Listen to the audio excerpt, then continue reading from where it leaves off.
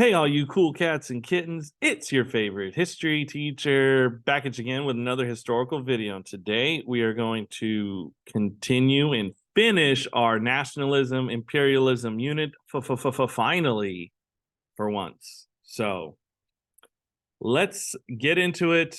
We are talking about China. We haven't really talked about China in a while. I know we talked about Southeast Asia with imperialism. We talked about Africa with imperialism, India with imperialism, Latin America with imperialism. We've always talked about, Europeans, Americans making trade with China, trying to establish a trade route to China. Now we're going to talk about it. What's going on at this same time period in China. So this is a 2 title note day. This should go at the top. Challenge and transition in East Asia. Chapter 8. Okay, and then we're going to talk about today the decline of the Qing dynasty. That's how you pronounce it.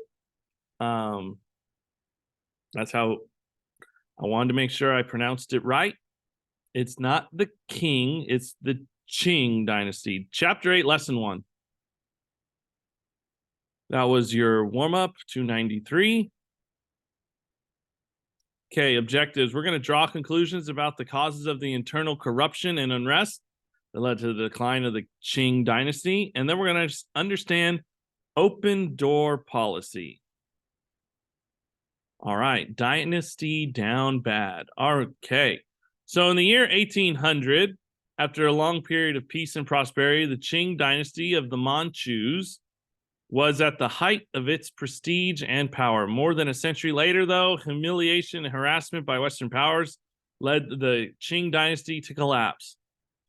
One of the more important reasons for the abrupt decline and the fall of the Qing dynasty was the intense external pressure that the Western imperial powers applied to Chinese society. Internal problems were also a factor too that helped the decline as well. After an extended period of growth, the Qing dynasty began to suffer from corruption, peasant unrest, and incompetence. These weaknesses were made worse by the rapid growth of the country's population. By 1900, there were 400 million people in China, and population growth created a serious food shortage. The ships, guns, and ideas of foreigners highlighted the growing weakness of the Qing dynasty and probably hastened its end.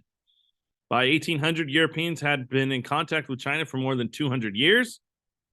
Wanting to limit contact with outsiders, the Qing dynasty had restricted European merchants to a small trading outlet at Guangzhou or Canton. Merchants could only deal with a few Chinese firms, and the British did not like those arrangements. So Britain had a trade deficit, meaning an unfavorable trade balance with China, which meant they imported more goods from China than they exported to China. Qing dynasty regulations also meant that Britain had to pay China with silver for the difference between its imports, like tea, silk, and porcelain, and its exports, Indian cotton, to China. At first, the British tried to negotiate with the Chinese and improve their imbalance, but when negotiations failed, the British said, "We'll trade you opium." So this is under the last of the Qing dynasty is in this brown color. All right.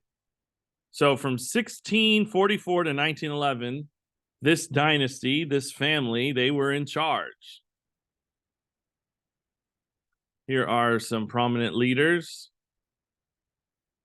And here's the British saying, "We're going to trade you opium and you're going to like it." All right, war on drugs. So opium was grown in northern India under the sponsorship of the British East India Company, and then it was shipped directly to Chinese markets. The demand for this highly addictive drug, opium, jumped dramatically in South China. South China is closer to India. Soon, silver was flowing out of China into the pockets of the officials of the British East India Company. The Chinese reacted strongly as they appealed to the British government on moral grounds to stop the traffic of opium. Now, why would you stop trading something that's making a lot of money? It's highly addictive. They would have it in smoke houses. They'd go to pleasure houses and then they'd smoke it up and be tripping all day long. The British refused to halt their activity, and as a result, the Chinese blockaded the foreign area in Guangzhou to force traders to surrender their opium. You're not going to stop the British from making trades, so the British responded with force, starting the Opium Wars, 1839 to 1842.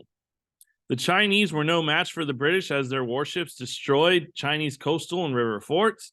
When a British fleet sailed almost unopposed up the Changjiang, or the Yangtze River, to Nanjing, the Qing dynasty made peace.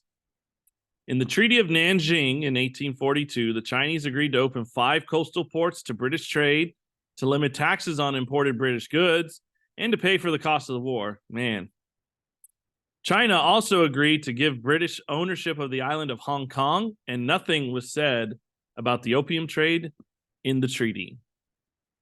Moreover, in the 5 ports, Europeans lived in their own sections and were not subject to Chinese laws, but to their own laws, a practice called extraterritoriality. The Opium War marked the beginning of Western influence in China, and for the first time, the Chinese dealt with the problem by pitting foreign countries against one another. Concessions granted to the British were offered to other Western nations like the United States, and soon thriving foreign areas were operating in the 5 treaty ports along the southern Chinese coast. So, a reason why the Chinese government did not support this trade is opium is a very addictive drug. And when people are addicted and they'll spend their hard-earned money to buy this drug to be gone and to lose out on productivity, the Chinese government did not like the lack of, what do you call it, responsibility that the workers had due to, smoking this drug. So here are some, this is how they would go and smoke and be there for hours. Here you got a cartoon of the British feeding opium down a representative of the Chinese government. You're going to like it. Here's a picture.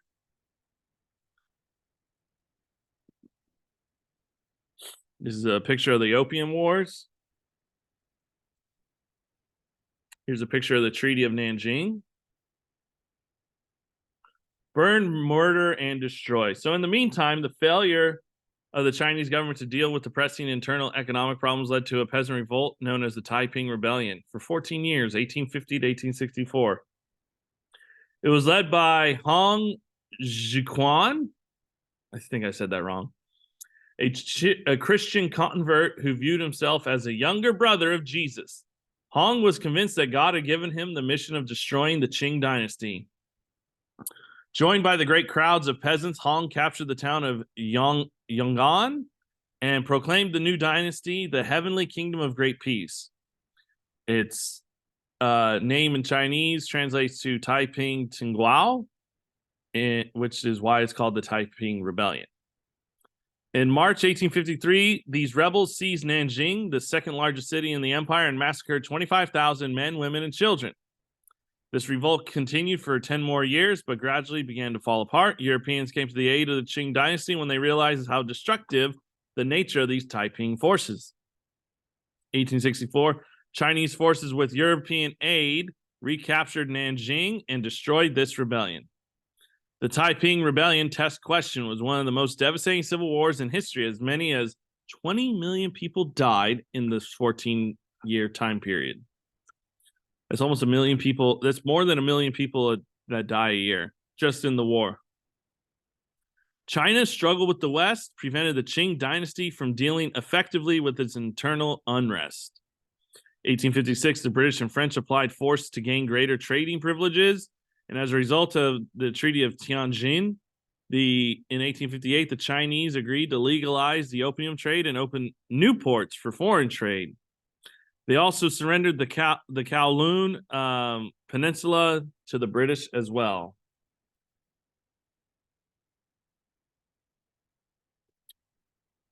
So this is the areas of unrest where the Taiping Rebellion took place, and a lot on the east coast of China. That is Hong Jiquan. Here is the Battle of Nanjing. And here are people trying to get a piece of the pie of China. These are colonial powers of China. So these different colors represent in China this red area of what they got a piece of. Democracy. So by the 1870s, the Qing dynasty was obviously in clear decline. Decline. That's the name of this topic. Unable to restore order themselves, government troops relied on the forces recruited by local warlords to help fight the Taiping Rebellion. To finance the armies, warlords collected taxes from the local people and after the revolt, many warlords kept their armies. In its weakened state, the Qing court finally decided to listen to the appeals of the reform-minded officials. The reformers called for a new policy called self-strengthening, meaning China should adopt Western technology but keep its Confucian values and institutions. Some reformers wanted to change China's traditional institutions by introducing democracy. However, such a change and ideas were too radical for most reformers. So I don't know why they're called reformers, am I right? During the last quarter of the 19th century, the Chinese government tried to modernize China's military forces and to build up industry without touching the basic elements of Chinese civilization. Railroads, weapons factories, and shipyards were built, but the Chinese value system remained unchanged. In the end, the changes did not help the Qing stay in power. Europeans advanced into China, and during the last 2 decades of 1800s continued, and internal conditions caused more and more deterioration. It was like a slow decrease. So here's a timeline of Chinese dynasties. So you have the Shang dynasty, the Zhao dynasty, the spring and autumn. You have the warring states, the 6 dynasties, the Sui dynasties, the Tang dynasties, the 5 dynasties, the Song dynasties, the Yan, the Ming, and the Qing. All right, influencing at its finest. So in the north and northeast, Russia took advantage of the Qing dynasty's weakness to force China to give up territories north of the Amur River in Siberia. In Tibet, a struggle between Russia and Great Britain kept both powers from seizing its territory outright, which allowed Tibet to be free from Chinese influence. Even more ominous changes were taking place in the Chinese heartland. Test question, gotta know it. European states began to create spheres of influence, areas which the imperial powers had exclusive trading rights over. So after the Taiping Rebellion, these warlords that stuck around began to negotiate directly with the foreign nations, not through the Chinese government. And in return for money from the foreigners, these warlords granted these nations exclusive trading rights or railroad building or mining privileges. In this way, Britain, France, Germany, Russia, and Japan all established spheres of influence in China. Another blow in 1894 disintegrated further the disintegration of the Qing dynasty. The Chinese went to war with Japan over Japanese inroads into Korea, a land that Chinese had controlled for a long time. It's called the First Sino-Japanese War. The Chinese were soundly defeated, and Japan demanded and received the island of Taiwan and the Liaodong Peninsula. Fearing Japan's growing power, however, in the Far East, European powers made Japan give back the Liaodong Peninsula. New pressures for the Chinese territory soon arose. In 1897, Chinese rioters murdered 2 German missionaries. Germany took this incident as a pretext to demand territories in the Shandong dynasty. When the Chinese government approved this demand, other European nations made new claims. They're like, hey, give us your land. So now you have this dead dragon. Dragon represents China. And now you got Russia, Japan, Austria. Who is this? Italy. Obviously, this is England, representing a lion. Germany, France. This is America in the background, obviously, top hat. And they're all trying to get a piece of China. Here's the first Sino-Japanese war, fought Korea and Beijing. Okay. Here's a picture, representation of it. Blood thicker than water, really? The latest scramble for territory took place at the time of another internal crisis in China. In June 1898, the young Emperor Guangxu launched a massive reform program based on changes in Japan. During the following weeks, known as the 100 Days of Reform, the emperor issued edicts calling for major political and administrative education reforms. With these reforms, Guangxu intended to modernize government bureaucracy by following Western models to adopt a new education system that they would replace with traditional civil service examinations and to adopt Western-style schools, banks, and free press. Guangxu also intended to train military to use modern weapons and Western fighting techniques. Many conservatives at a court opposed these reforms. They saw the little advantage in copying the West. According to conservatives, traditional Chinese rules needed to be reformed and not rejected in favor of Western changes. Most important, Empress Dowager Cixi, the emperor's aunt, opposed this new reform program. Cixi became a dominant force at court and opposed the emperor's reforms. With the aid of the imperial army, she eventually imprisoned the emperor, her own niece. Other supporters of the reforms were imprisoned, exiled, or prosecuted. These actions ended Guangxu's reforms. Although Zhu's efforts aroused popular sympathy, they had little support within the society overall. That's him. That's Cixi. Knock, knock. So, as foreign pressure in the Qing dynasty grew stronger, both Great Britain and the U.S. feared that other nations would overrun the country should the government collapse. So, let's step in and make sure that doesn't happen and get a piece of the pie too. In 1899, U.S. Secretary of State John Hay wrote a note to Britain, Russia, Germany, France, Italy, and Japan. Hay presented a proposal that ensured equal access to the Chinese market for all nations and preserve the unity of the Chinese Empire. When none of the other imperialist governments expressed opposition to the idea, Hay proclaimed it that all major states with economic interests in China had agreed to that the country should have an open door policy. In part, the open door policy reflected American concern for the survival of China. It also reflected the interests of some U.S. trading companies. These companies wanted to operate in open markets and disliked the existing division of China into separate spheres of influence dominated by individual countries. The open door policy did not end the system of spheres of influence, but it did reduce the restrictions on foreign aid imposed by the dominating power within each sphere. The open door policy also helped reduce imperialist hysteria over the access to the China market. The policy lessened the fears in Britain, France, Germany, and Russia that other powers would take advantage of China's weaknesses and attempt to dominate the China market for themselves. So here you got America saying, hey, we're going to do this the right way. Another open door. Okay. Open door policy, however, came too late to stop an uprising known as the Boxer Rebellion. Boxer was a, Anglo-Saxon term for the popular name given to members of a secret organization translated to the Society of Harmonious Fists. Harmonious Fists, Boxer, America, get it? Members of this group practice a system of exercise, a form of shadow boxing, or boxing with an imaginary opponent. They thought that this would protect them from bullets.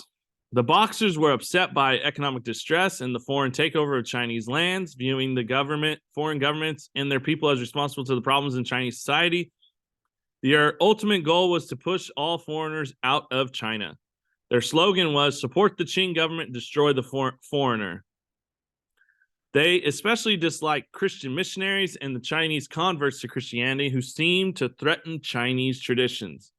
So at the beginning of 1900, Boxer bands roamed the countryside, slaughtering foreign missionaries and Chinese Christians. Foreign business people and the German envoy to Beijing were also victims of this destruction. Responses to the killings from foreign governments was immediate and overwhelming. An allied army consisting of 20,000 British, French, German, Russian, American, Japanese troops attacked Beijing in 1900 in August. The army restored order, demanded more concessions from the Chinese government, and the government was forced to pay a heavy indemnity to the powers that had crushed the uprising, and now the imperial government was weaker than ever. So here's the treatment of these Chinese converts during the Boxer Rebellion. And there's more. And that is it. Wowzers. Hold on.